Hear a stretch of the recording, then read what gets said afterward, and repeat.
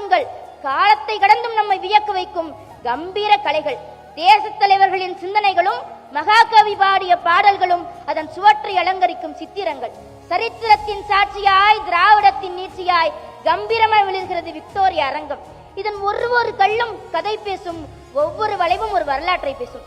தமிழ்நாட்டில் கட்டிடக்கலையை பாதுகாத்ததை மெருகேற்றுவதே எங்கள் முதல்வரின் ஆட்சி.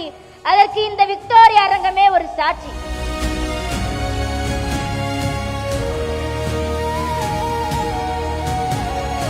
முத்தமிழறிஞர் கலைஞருடைய துறைக்காவியமாக மாறிய பம்மல் கே சம்பந்தம் அவருடைய மனோகர நாடகம் அரங்கேறியதும் இந்த இடத்தில்தான்.